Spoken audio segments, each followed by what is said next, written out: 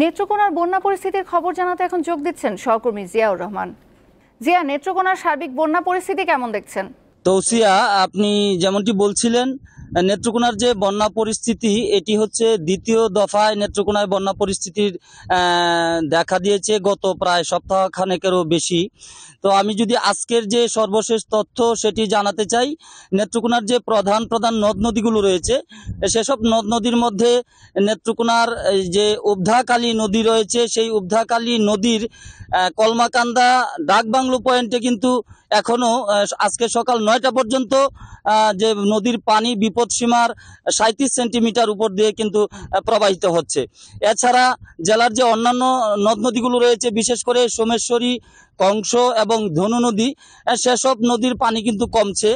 তবে ধনু নদের পানি স্থিতিশীল রয়েছে বলে আমাদেরকে জেলা পানি উন্নয়ন বোর্ডের যিনি নির্বাহী প্রকৌশলী, তিনি এই তথ্যটি আমাদেরকে জানিয়েছেন। আমি আপনাদেরকে আরেকটু জানিয়ে রাখি যে এই যে উবধাকালী নদীর পানি কিন্তু সর্বশেষ বিপদসীমার 59 সেন্টিমিটার উপর দিয়ে বইছিল।